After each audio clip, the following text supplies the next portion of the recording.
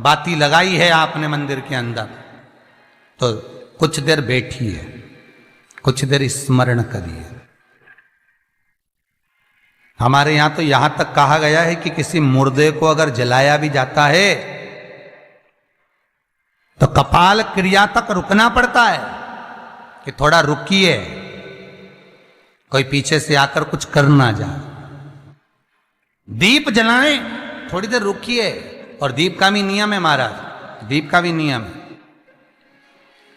दिए में जो फूल बत्ती लगती है, गोल बत्ती लगती है, गोल वाली, ये बत्ती हमेशा कोई विष्णु भगवान की पूजन कर रहे हो, शिव जी की पूजन कर रहे हो, कोई अन्य देवता का अगर आप स्मरण कर रहे हो तो गोल बत्ती लगाई जाती है। भगवान के मंदिर में पूजन कर रहे हो तो गोल बत्ती लगाएं।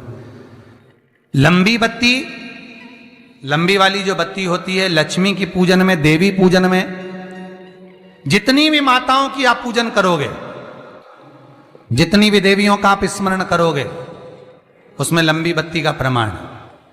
पितरों की पूजन में लंबी बत्ती का प्रमाण है।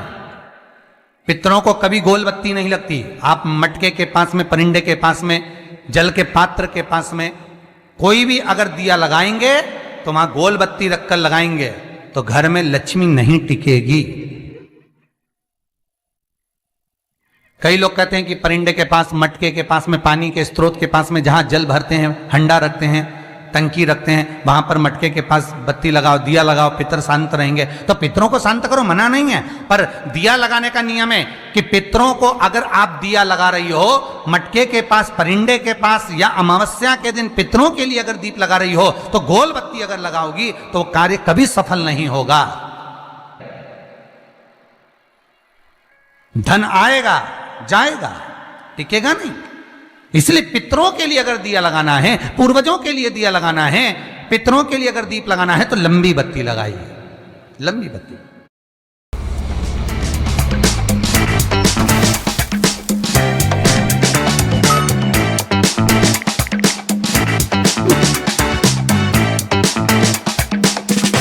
पेटीएम करो।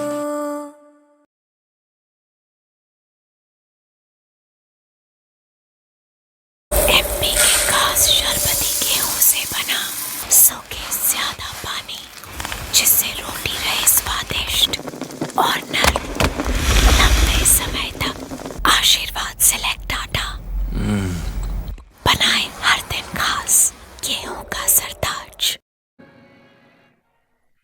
महाराज, लंबी बत्ती का प्रमाण हमारे यहां शास्त्र करते, गोल बत्ती का प्रमाण। और सुंदर चरित्र कहा, यदि आपके जीवन में बहुत ज्यादा लक्ष्मी से तकलीफ है, कष्ट बहुत ज्यादा है, या इसलिए शायद कहा जाता है कि भगवान को सर्वश्रेष्ठ कौन सा चंदन अच्छा लगता है। आपको पहले भी कथा में कहा, आगरा की कथा अगर किसी ने सुनी होगी तो उसमें वर्णन किया। भगवान को सर्वश्रेष्ठ चंदन कौन सा, भगवान को सर्वश्रेष्ठ चंदन कौन सा प्रिय है? वो कौन सा चंदन है जो भगवान विष्णु को लगाएं, राम को लगाएं, कृष्ण को लगाएं? वो कौन सा चंदन है जो श्री हरि को लगाया जाए? तो जीते जी भगवान विष्णु एक बार गले लगाते हैं, उसको कहते हैं हरि चंदन। कौन सा चंदन है? हरि चंदन। हरि चंदन बाजार में नहीं मिलेगा, हरि चंदन आपको बनाना पड़ेगा। कैसे बनाना है?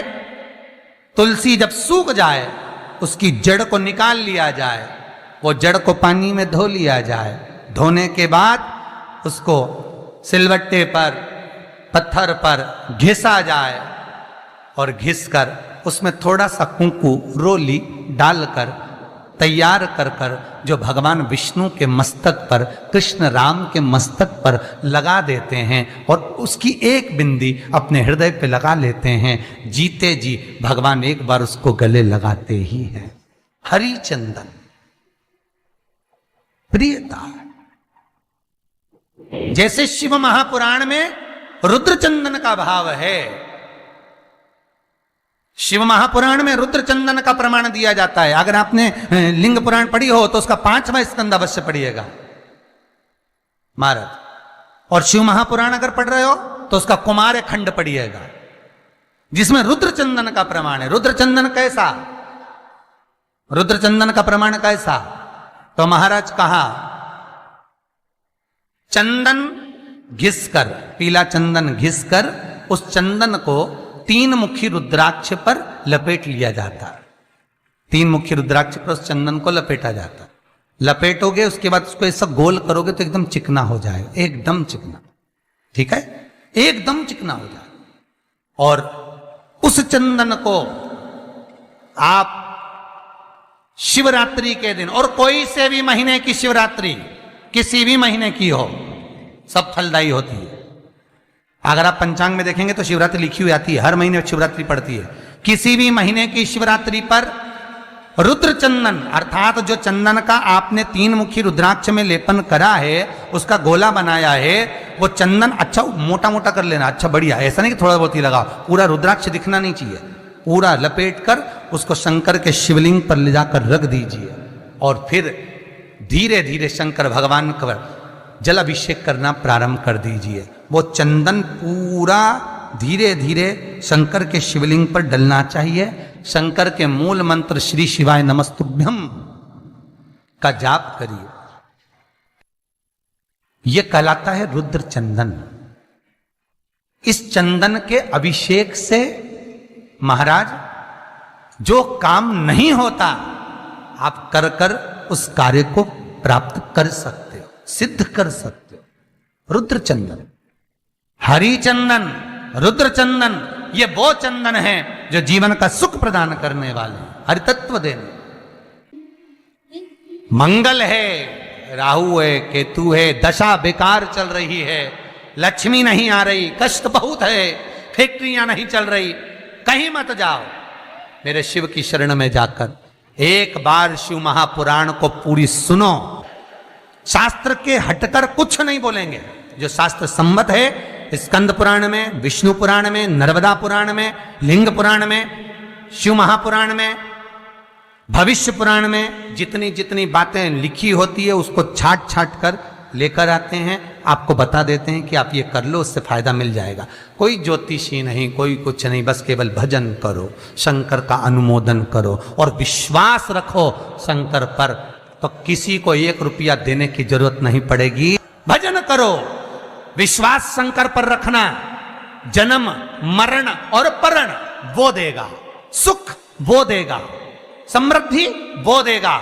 जिसके घर में बहु रिद्धि सिद्धि हो, जिसके घर में अमोद और प्रमोद पोते हो, जिसके घर में शुभ और लाभ दरवाजे पर बेटे बनकर विराजमान होते हो, जिसके घर में स्वयं अखंड सौभाग्य देने वाली पार्वती हो, जिसके घर में लक्ष्मी देने वाली लक्ष्मी बेलपत्र के पेड़ के नीचे झाड़ू लगाती हो, जो स्वयं सरस्वती को स्वर प्रदान करता है, वो शंकर है।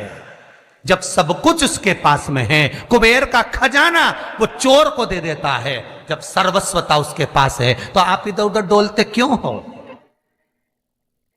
क्यों डोलो? उस पर विश्वास रखो। वो शंभु, वो शंकर, वो त्रिकालदर्शी, वो कैलाशी, वो अविनाशी सुख देगा, आनंद देगा। पाने का तरीका केवल उसको रिझाओ।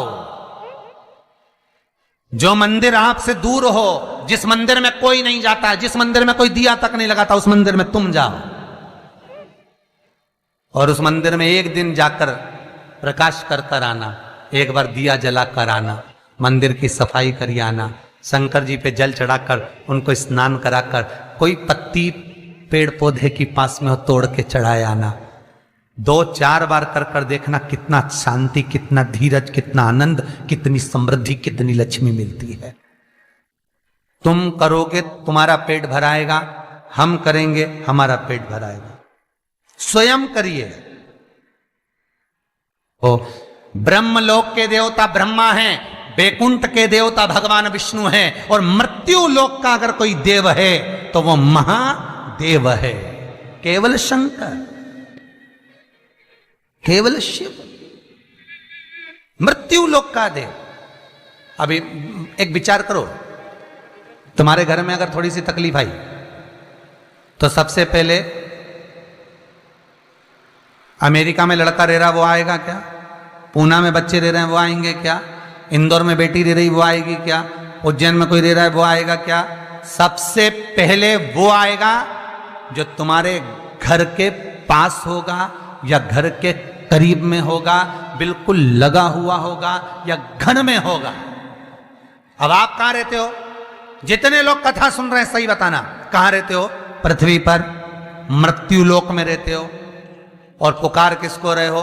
ब्रह्मलोक में। पुकार किसको रहे हो? वैकुंठ लोक में। पुकार किसको रहे हो? इंद्रलोक में।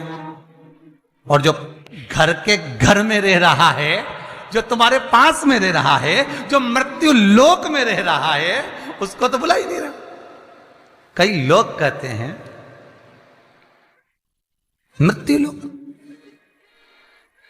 कई लोगों की आदत है, पड़ोसन को तो खूब चाय पिलाएंगे, पड़ोसन की काकी के तो खूब पांव पड़ेंगे, पड़ोसन को तो चाय भी पिलाएंगे ना, इतना घूंघट रही ना, धोख भी लगाएंगे, पड़ोसन को तो खूब प्रणाम करे, पड़ोसन को तो खूब नमन करे।